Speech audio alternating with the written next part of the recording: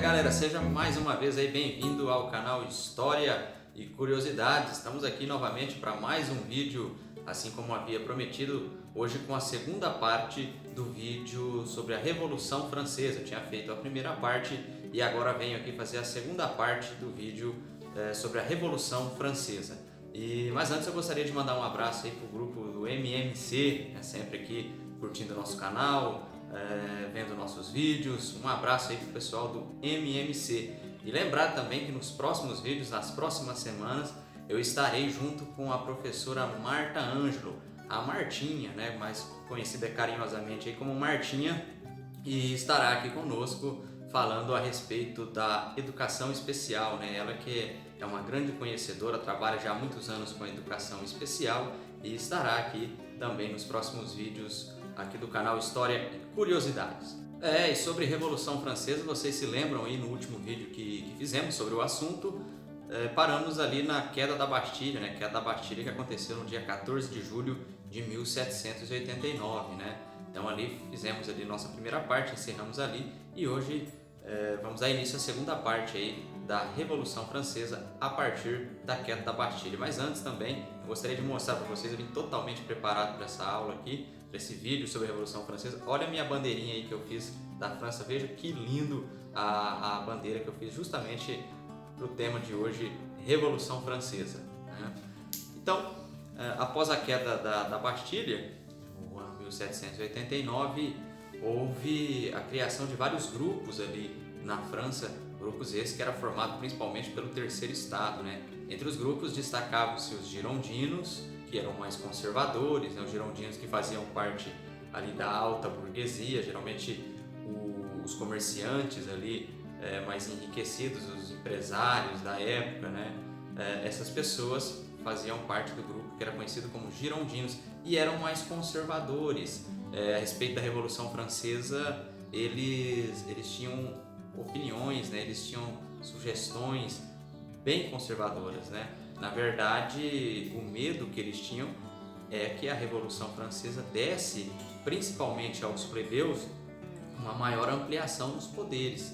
E nós sabemos que os seres humanos são movidos por interesse, Infelizmente, nós seres humanos somos movidos por interesse e a história não é diferente. A história só vem evidenciar aquilo que o ser humano tem de mais impuro e ao mesmo tempo também de mais puro, Então sentimentos como a arrogância, como a busca pelo poder, pelo dinheiro, por tudo, isso fica muito evidente nas revoluções históricas. Aí na Revolução Francesa não foi diferente. Então você tinha os girondinos que faziam parte desse grupo, Os girondinos, na verdade, o que eles queriam era um acúmulo do poder ali, que o poder ficasse justamente só com a classe burguesa, principalmente com a alta burguesia.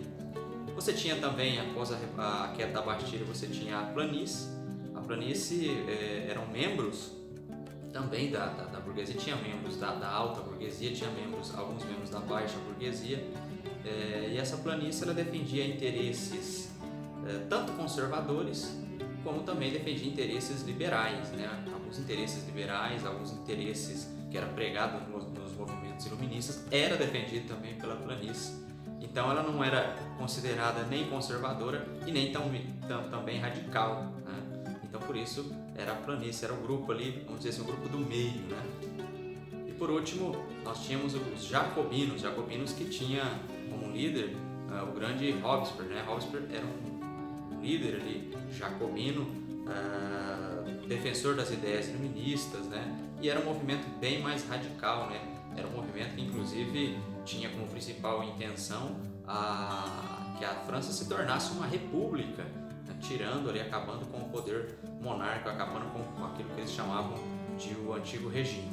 Mas o que é mais interessante é que esses grupos, esses três grupos que acabamos de mencionar, eles nas assembleias tinha a posição que cada grupo sentava ali. Geralmente os girondinos, quase sempre, sentavam-se à direita da assembleia, a planície ficava no centro e os mais radicais, os jacobinos, ficavam à esquerda. E é daí justamente que surge o termo, nós usamos muito na política, principalmente na política atual, né? Nunca se usou tanto, principalmente também aqui no Brasil, que é a ideia de direita e esquerda, surge justamente dessas assembleias, e principalmente as assembleias que aconteceram logo após a Revolução Francesa, ali, no ano 1790. Esses grupos se reuniam para discutir os rumos da política francesa, né? E justamente numa dessas discussões, aí, final dos anos 90, ali, do século XVIII, 1790, a ala radical acaba saindo vitoriosa ali, né? A ala do mais radical, que queria mudanças mais radicais na França, né? A ala defendida ali pelos jacobinos, consegue fazer com que a França crie uma nova constituição para a França, que entra em vigor em 1791, e coloca agora a França como uma monarquia constitucional, né? O rei agora deve obedecer à Constituição francesa, e fica proibido também de ser um legislador. O rei agora não pode mais fazer leis. Uma frase interessante, né? E a partir desse momento, então, o rei Luís XVI se torna rei dos franceses, mas não rei da França, né? Essa frase ilustra muito bem aí a mudança que vai ocorrer a partir de 1791 na monarquia francesa, né? Então agora o rei Luís XVI deve obedecer uma constituição, né? E não pode mais legislar. É claro que essas mudanças políticas também vão colocando de cabelo em pé as outras monarquias, os outros monarcas europeus começam a ver ali com bastante interesse, né, o que se passa na política francesa, o que se passa na França após a Revolução, porque temiam que o que estava ocorrendo ali na França poderia se espalhar por toda a Europa, e se espalhando por toda a Europa, as suas coroas, o seu reinado poderia também entrar em conflito, né? Então eles viam, os outros monarcas europeus vinham com muita aflição o que acontecia na França. E o rei Luís XVI sabia disso, né? Tanto que em 1791 ele tenta uma fuga para os países ali, para outros reinados ali da Europa, à procura de apoio, principalmente apoio militar, mas os seus planos são fracassados. Ele é pego ali, ele é reconhecido antes mesmo de sair da França, né? Ele é reconhecido no momento que tentava fugir da França e é preso, né? O rei Luís XVI é preso, e é justamente nesse momento que as tensões na Europa vão se intensificar, né?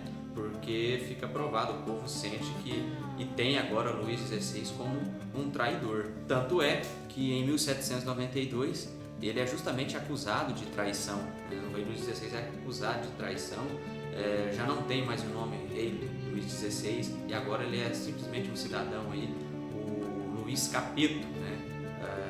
O antigo rei Luís XVI agora atendia pelo nome de Luís Capeto, porque ele é tirado das funções ali, ele não é mais o rei da França, acusado de traição. E não para por aí. No ano de 1793, Luís Capeto, como já foi dito, acusado de traição, ele acaba sendo guilhotinado, né? Ele é condenado à morte ali e perde a cabeça literalmente no ano de 1793. Então você perceba que a Revolução Francesa, que nascera alguns anos antes, né, tendo mais força em 1789, com aquele grande movimento ali da queda da Bastilha, depois fazendo com que a França se tornasse uma monarquia constitucional, depois acabando com isso aí também, o rei já nem mais existia, uma revolução que começou com o ideal de liberdade, igualdade e fraternidade.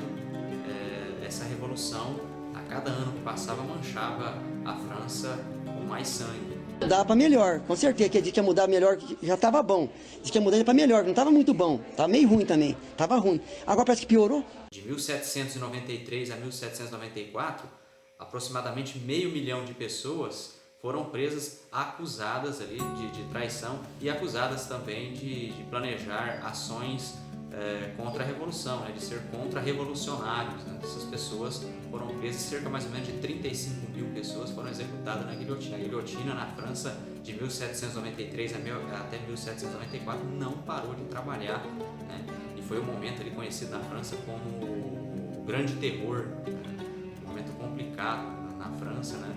Então você vê como que um movimento que a gente entende hoje de certa forma até nobre, né, pode se tornar um movimento muito sangrento, de perseguições e até muitas vezes desumano. E o que é mais engraçado é que uma das ferramentas que mais eles utilizavam ali na época para matar as pessoas, né? Os inimigos, como eles colocavam que era a guilhotina, era considerado também uma ferramenta muito humanitária, né? Porque até então se executavam as pessoas ou por enforcamento, né? Ou fuziladas. Quando eram fuziladas, isso trazia um gasto muito grande para o Estado, né? Com munições. Quando eram enforcadas também, as pessoas ali ficavam se debatendo, tinha toda uma estrutura para você organizar e colocar a forca. E a guilhotina não, a guilhotina que se falava na época é que era um sistema muito mais humano, mais rápido e não causava tanta dor, né? Então descia a lâmina ali, a cabeça para um lado, o corpo para o outro e já estava resolvido ali sem muito sofrimento. E é justamente ainda dentro desse período que a própria rainha, ex-rainha, né, Maria Antonieta, também acaba sendo executada. Então ali não escapava ninguém, né? A França estava um período de terror mesmo, como era o nome, né? O grande terror, né? A economia francesa já estava um desastre, não havia sustentabilidade política, a França virou um caos, principalmente dos anos 1793 até 1794. Então o movimento, como já foi dito, né, que nasce com a intenção de fazer reformas políticas na França, com a intenção de levar a igualdade, a liberdade e a fraternidade para as pessoas, se torna um movimento muito sanguinário, né? Se torna um caos na França. E para tentar melhorar a situação, os franceses começam a pensar na possibilidade de colocar alguém no governo, alguém que tivesse um comando forte, alguém para governar com mãos de ferro, porque era a única forma de acabar com aquela situação que não se sustentava mais na França, era uma situação realmente insustentável. E é justamente nesse período que o exército francês e um jovem general francês conhecido como Napoleão Bonaparte se destacava em algumas guerras. Então pensou-se sim na possibilidade desse general, né, o Napoleão Bonaparte, se tornar ali o grande líder francês. É aquela situação que não muda, né, na história da humanidade, né? Sempre que algum país, alguma nação, algum reinado encontra-se em dificuldade, encontra-se em frangalhos ali, sempre se pensa e se cria aquela expectativa de um salvador, né? E na França não foi diferente, né? Tanto é que no ano de 1799, no dia 9 de novembro, na França, era chamado de 18 Brumário, porque após a Revolução Francesa, os franceses mudaram, né, o nome dos calendários, mudaram o nome de algumas ruas, né?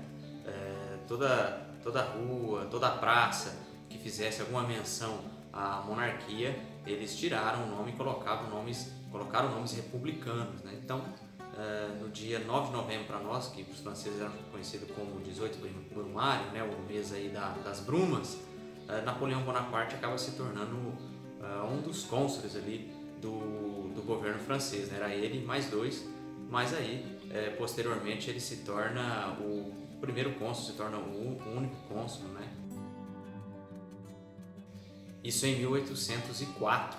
Então, em 1804 é o início ali do período napoleônico, né? Período napoleônico que nós vamos tratar aí nos próximos vídeos. E é interessante que quando Napoleão chega no período napoleônico, é um momento que representa ali, a meu ver, o fim da Revolução Francesa, porque a Revolução Francesa tinha ideais republicanos, a Revolução Francesa tinha ideais de repartir ali os poderes políticos, fazer com que a população tivesse mais acesso às questões políticas, né?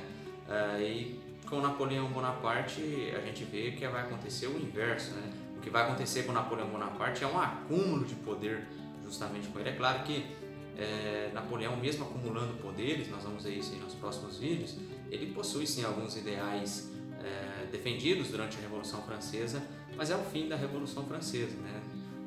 Tantas lutas, tanta derramamento de sangue, acaba-se aqui no ano aí de 1804, né, quando Napoleão começa ali a concentrar poderes. É claro que não foi em vão toda a luta ali da Revolução Francesa, né? Aquela semente já havia sido plantada, semente essa que vai dar frutos não só na Europa, mas como também na América e em outras regiões do mundo, né? Muitas pessoas, muitos países, muitos líderes, né, vão iniciar os seus movimentos embasado ali e tendo como inspiração a própria Revolução Francesa. E assim terminamos mais um vídeo aqui, agora a segunda parte, né? Esse vídeo é a segunda parte da Revolução Francesa, toda semana aí com vídeos, novos vídeos, né? Sobre conteúdos de história. Não esqueça, né, de se inscrever no canal, você ainda que não é inscrito, comente os vídeos, dê o seu like e até a semana que vem, pessoal.